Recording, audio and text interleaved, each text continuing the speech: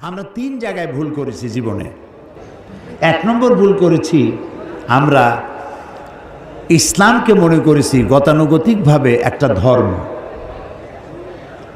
আর কোরআন শরীফকে মনে করেছি গতানুগতিকভাবে একখানা ধর্মীয় পুস্তক, আর মুহাম্মদ সাল্লাল্লাহু আলাইহি ওয়াসাল্লাম তাকে মনে করেছি শুধুমাত্র একজন ধর্মীয় নেতা।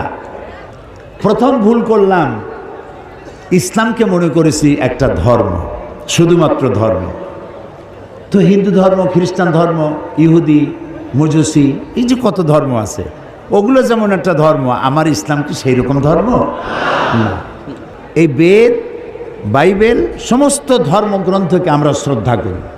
আমরা প্রত্যেকটা উপাসনালয়কে শ্রদ্ধা করি, সেটা মন্দির হোক, সেটা প্যাগোডা হোক, সেটা গির্জা হোক, সেটা গুরুদুয়ারা হোক, সমস্ত উপাসনালয়কে সম্মান করি, সমস্ত ধর্মীয় পুস্তককে সম্মান করি, সমস্ত জাতিকে সম্মান করি, আলহামদুলিল্লাহ। তো প্রথম কথা হচ্ছে যে ইসলাম গতানুগতিক কোনো ধর্মের নাম নয়, এটি একটি পূর্ণাঙ্গ জীবন ব্যবস্থা, কমপ্লিট কোড অফ লাইফ, পূর্ণাঙ্গ জীবন ব্যবস্থা।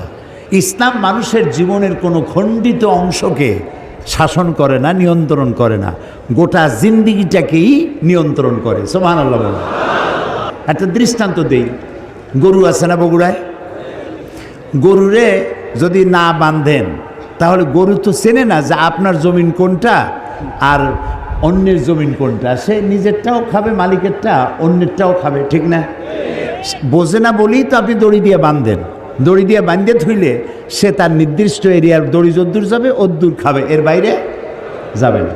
আল্লাহ তাআলা গরুর থেকে মানুষকে সম্মান দিয়েছেন, মর্যাদা দিয়েছেন, সেই জন্য প্রকাশ্য কোনো দড়ি দিয়ে বাঁধেন নেই।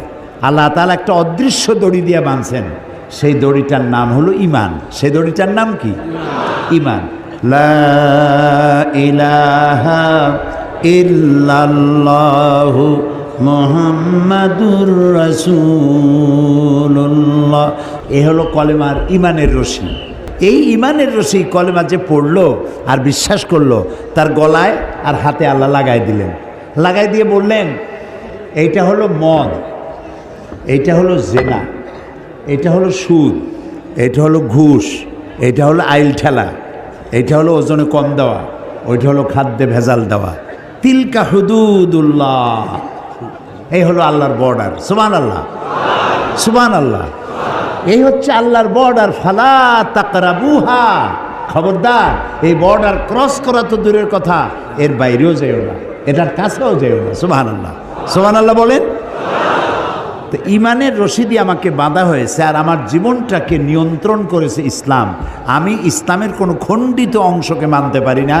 নামাজ, রোজা, হজ, যাকাত করব কোরআনের কথা মতো, আর বাকি জীবনের বিস্তীর্ণ অঙ্গন ছেড়ে দেব নফসের উপরে, অন্য কারো উপরে। এটা আর যাই হোক মুসলমান হইতে পারবে না, এটার নাম ইসলাম নয়। বুঝে আসছে কথা? তাহলে ইসলাম গতানুগতিকভাবে অন্যান্য ধর্মের মতো একটি ধর্ম নয়, এটি পূর্ণাঙ্গ জীবন ব্যবস্থা।